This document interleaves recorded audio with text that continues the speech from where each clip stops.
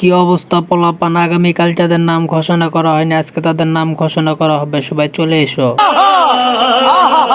ভাই এটা কি হলো? আপনার সাথে আমার কথা ছিল যে ক্যাপ্টেন আপনি আমারে বানাবেন, আমারে না বানায় আবার লর্ড শান্তরে ক্যাপ্টেন বানালেন, এটা কোনো কথা? ইয়াস, তুই ভাইয়ের মধ্যে কোনো কথা বলবি না, ভাই যেটা বলবে সেটাই হবে। আমার যোগ্যতা আছে দেখে ভাই কিন্তু আমার ক্যাপ্টেন বানাইছে। আমি কিন্তু পাকিস্তানের বাংলা ওয়াশ করে দিছি, যেটা ভাই পারে না সেটা আমি পারছি। ছোট ভাই তামিম আমার দিকে একটু নজর টজর দিয়ে, অনেকদিন ধরে তো ইন্টারন্যাশনাল কোনো ম্যাচ খেলাই হয় না। কথা হচ্ছে যে ভাই আমাদের একটু বোলিং এর দিকে একটু নজর দিয়েন। শুনলাম কোহলি নাকি ডাবল সেঞ্চুরি করবে, ওরা আউট করার জন্য আমাদের শক্তিশালী বোলিং লাগবে। समझ रहे हो ना?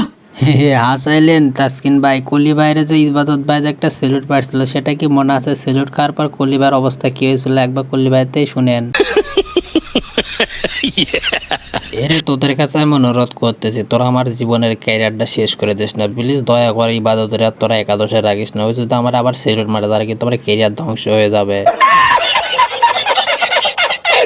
তাহলে পেস বোলিং এর জন্য মুস্তাফিজুর রহমান, হাসান মাহমুদ, তাসকিন আহমেদ, ইবাদত হোসেন, নাহিদ রানা সহ আর যারা যারা লাগে ইবাদত তুই ম্যানেজ করে ওই কোহলির আউট করে দিবি, এটা তোর দায়িত্ব। মনে করেন যে ভাই আমি মনে করেন ওই পান তারপরে ওই আরো যাই যা আছে কলি মলি এই যাদের যাদের এলে খাই নমনি, সেটা বড় কথা না, আপনি একটু আমার দিকে নজর দিয়েন। मजा आया। এ মুস্তাফিজুর তুই কি মেয়ে নাকি যে ভাই তোর দিকে নজর দিবে?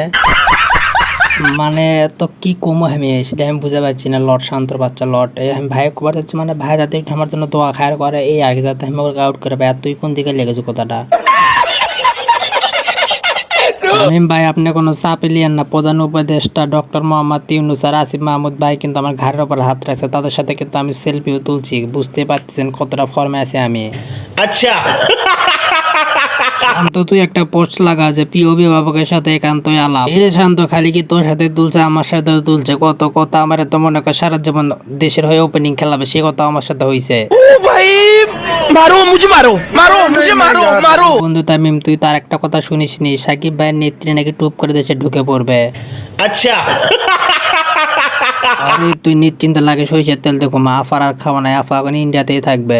শ্রদ্ধের প্রিয় বড় ভাইরা, বাংলাদেশের খেলোয়াড় তোমাদের প্রতি সম্মান রেখে একটা কথা বলে ভাই, তোমরা যেভাবে আমাদেরকে বাংলাভাষ করে দিচ্ছ ঠিক সেইভাবে ইন্ডিয়াকেও বাংলাভাষ করে দাও।